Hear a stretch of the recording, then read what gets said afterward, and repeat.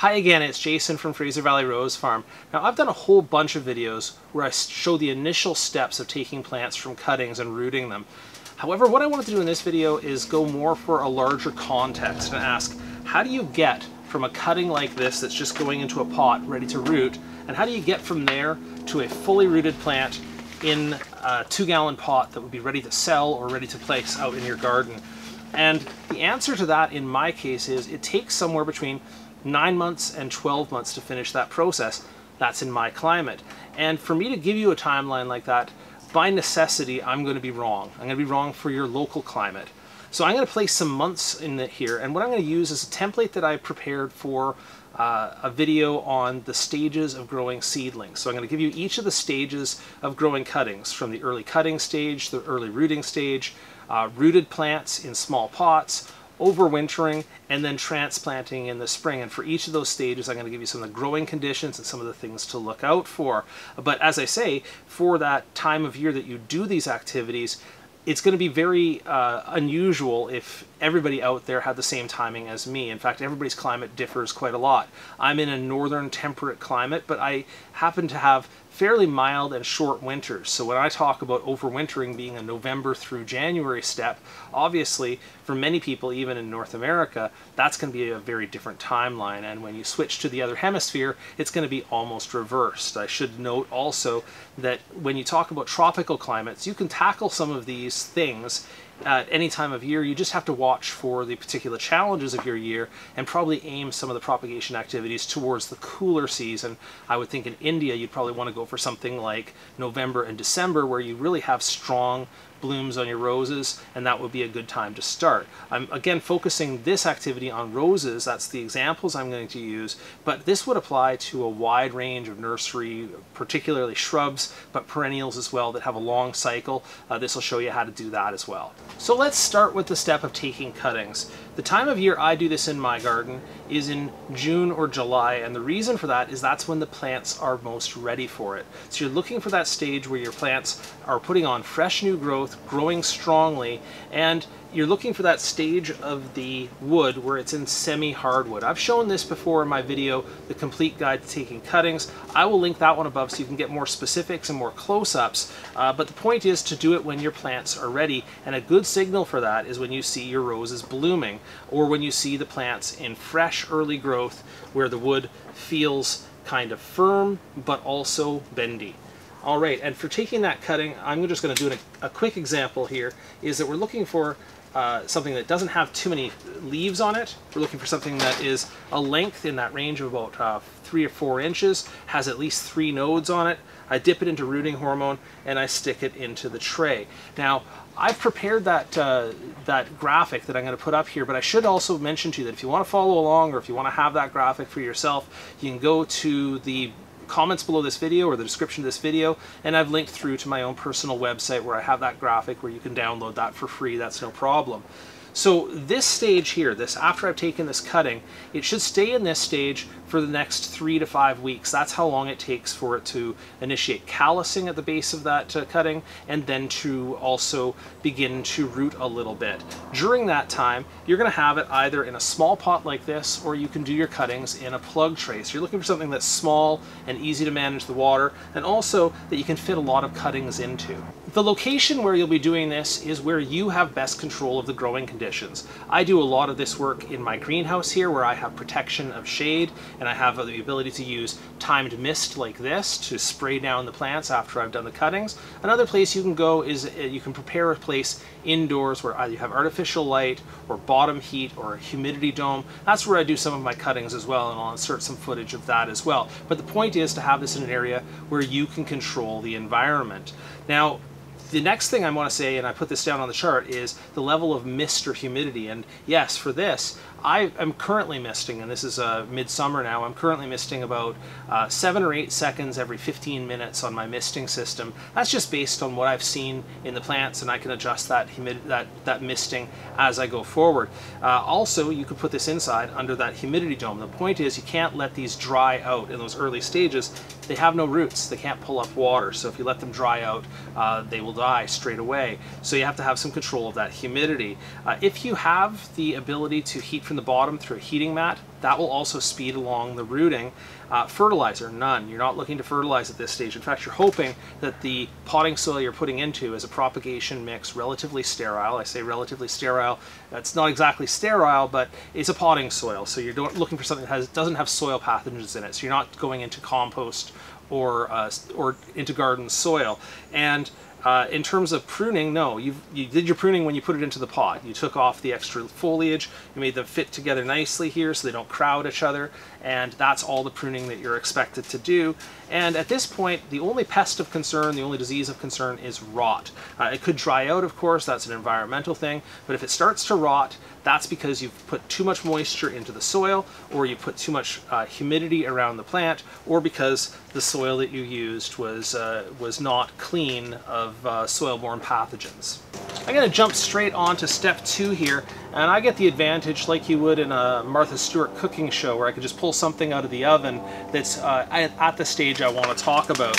In this case, I'm talking about the early rooting stage. These cuttings were taken in the range of 4 weeks ago, and I've noticed as I pull up on the cuttings that I get quite a bit of tug back, that these are actually beginning to root. This one here, as I pulled on it, I can pull it out, but I can see that it has heavy callousing along the base of the cutting.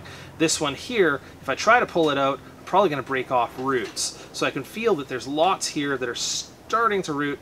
Oh heck, why not? I'm just going to go ahead and pull this one out so you can see. But here we are. This is a plant that's already rooted. So once I've achieved this stage, the stage of early rooting, I have a few other things to look at. Now, in my climate, this is going to happen, well, 4 or 5 weeks after I've taken the cuttings. So if I took them in June, it might happen in July. If I took them in July, it might happen in August. And again, they're still staying in that plug tray or in small pots at this stage. The area is still the protected area. You don't want to expose them while they just have early young roots on them. You don't want to expose them to full sun, full wind, the hazards of the garden. You want to still protect them at this point. But what you do want to do is you want to remove them from that mist. You don't want to be having them on constant mist all the time. You do want to remove the bottom heat. It doesn't need it anymore. The roots have initiated. The watering, you're looking to water them probably about once a week lightly at this stage. They're not going through a ton of waters. As you can see, they've started to drop some of the leaves from the initial cutting. They've actually dropped some of those leaves and they're starting to grow some of their own new leaves, but they aren't able at this point to go through water the same way as they would for a fully established plant. So you're only watering once a week and you're fertilizing, but you're fertilizing at a reduced rate. Dilution, probably half of the rate or a quarter of the rate that you would for a mature plant. Again, at this point, you're not really worrying about pruning. You may pick off some of the crispy brown leaves that have started to senesce after the cutting stage, but you're not pruning at this stage. And your pests of concern still remain, number 1, rot. If you overwater these, they're going to rot. So just try to hold back on the water or be judicious about it. Let's assume that another 3 to 5 weeks have passed and your plants have fully rooted, and they've rooted all the way to the bottom and sides of your pot. I'm going to pull one out here so you can see that this one has roots at the very bottom of the pot, has roots all the way across the sides of the pot, so this is a fully rooted plant. Now, at this stage, your growing conditions are obviously going to change. You're treating these like a potted rose now, except they're just in a small pot. Now, the one big thing that can change is you can move them out of your protected area. They don't need to live in your propagation area. They don't need to live on your back deck or by a window in your house. You don't need to protect them from the wind. You can harden them off and put them out into their direct growing conditions. They can still be in a quart-sized pot here. When I say a quart-sized pot, for us metric folks, that might be a 9-centimeter pot, a square pot. The growing area, like I say, should be just where you would grow your other plants. It could be back on your back deck, it could be out in your garden. I grow things on the floor of my greenhouse here. They don't need the high humidity anymore. They didn't in the last stage. They don't need it now. They don't need bottom heat anymore. Now, watering on this, because they have rooted all the way to the sides of the bottom of the pot and they have lots more foliage here, they actually need to be checked on for watering twice a week. Probably. Sometimes when I put them into my main greenhouse, I give them a watering on a schedule of every second day, but you want to keep an eye on them. Twice a week is about the average that I would recommend. Fertilizer, you've moved up to full strength fertilizer now. If you want to get this lush growth and you want to get some branching, then you're looking for a full load of fertilizer, and you are pruning. You're pruning occasionally to encourage branching, to pinch it off, to try to keep it from crowding out its neighbors. So you're actually pruning actively to try to get the form and readiness to pot up to the next stage. The insects and pests that you're looking for at this stage are not rot, what you were looking for before. You're starting to look for the active growth pests. You're looking for things like spider mites and aphids and thrips. You're also looking for foliar diseases. Those will start to come on as you move into plants that are in a less protected area. So that's the stage we're looking at here. Now, how long does it stay in this stage? It stays in this stage as long as you need it to until you're ready to pot. Now, in my climate, you'll see on the chart here that the next stage is overwintering. That's because this has taken me in the range of 5 weeks for the first one, 5 weeks for the second one. If that happened in June or July, it might be September in my climate where these are in a pot like this. I don't want to plant them out in the garden, and I don't want to pot them up at this stage. I'm concerned about the winter that's coming my way, and I want to overwinter them in this stage. That's the easiest thing for me to do. So I'm going to save them for the overwintering step, but if you don't have a hard winter to contend with, you might go ahead and do your repotting as soon as these have reached the stage where they're rooted to the sides and bottom of the pot and that you see good branching on the plant. Stage 4 in my climate is overwintering, and whatever stage your plants are in, the music stops and you stop actively growing the plant, but you're still trying to protect the plant. So if you have something like this here, where it's going into winter and you see that the foliage is starting to yellow up and drop off, in this case it's dropping off for different reasons, but you're going to want to strip off that dead foliage and the brown and black foliage, and you also may do something like this, taking off the extra foliage and leaving it with lots and lots of air circulation around the plant. So you're trying to protect it from the worst of the diseases that can happen. In this case, as you'll note on the chart, the pathogen that we're worried about is botrytis. It's sort of a cool season overwinter rot that happens particularly on shrubs, particularly on things in the mint family. Things like salvia and lavender are very susceptible to botrytis, but roses can get it too. So your overwinter rot is what you're looking for. So for the protection against that, you're trying to give it lots of air circulation around the plant, lots of ways to get rid of that moisture so it isn't just sitting there transpiring, and you're trying to take off any dead or diseased or damaged leaves and branches so that there's no place for the rot to get into the plant. In my climate, this stage is going to last for 3 months. It can stay in that quart-sized pot for this overwinter stage. And when I say that in the previous growth stage that it was in sort of your growing area, it could have been out in the garden, on the back deck, and once again you're going to move this to a sheltered location. It doesn't have to be the same as your propagation location, but oftentimes people will take something like this and they'll move it into an unheated garage or an unheated shed just to overwinter with a little bit of shelter from that extra wind and rain that comes over the winter. You're not looking for high humidity. You're definitely not looking for high humidity. You're not looking for bottom heat at this point, although if you can offer it some protection of heat, that's okay. You're going to check for watering probably once a week. The thing is, and it's a fine balance, and I've talked about this in my video about overwintering roses, is that you're not looking for it to be wet most of the time, but you certainly don't want it to face any deep cold or wind without any moisture in the pot. So you're trying to make sure that it stays minimally watered over the winter. Once again, you're trying to remove any overgrown stems, yellow leaves, and your pest of concern is botrytis. Okay, I dialed up the time machine one more time, and now we're past the winter, and we're ready for that time of transplanting. This pot was only transplanted about a week ago, so I feel confident that I can probably find the plug inside of it, and here we are. This is the plant that was transplanted. It was ready for transplant. Once again, in this case, it's only the last 2 to 3 months before you're ready to sell it. So you're going to transplant it, and then it'll be ready 2 to 3 months later after it's rooted to the sides and bottom of this pot, like this one has, okay?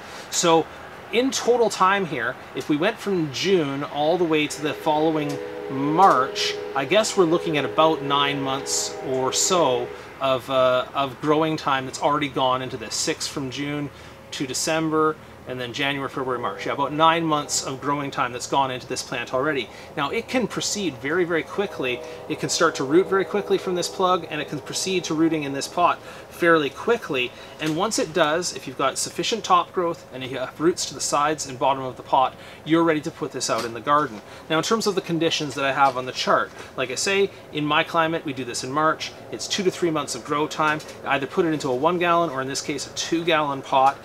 You're going to put this in your growing area. You're going to put this out in your garden, or you're going to put this into your greenhouse, any place where it gets sufficient condition, but it's fully hardened off at this point. It's already been through a winter.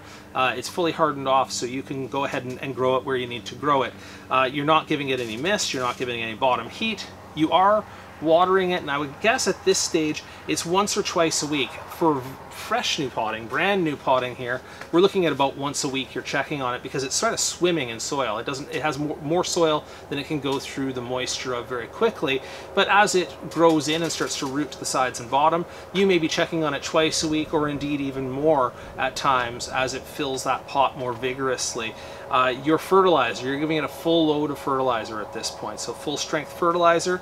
And you're pruning, well, you're pruning for shape. So, I mean, this obviously doesn't need any pruning right now. You're going to leave it alone for the first little while. But this here, as it starts, it does tend in a pot. Sometimes roses and other shrubs will do kind of a low-hanging, wispy growth.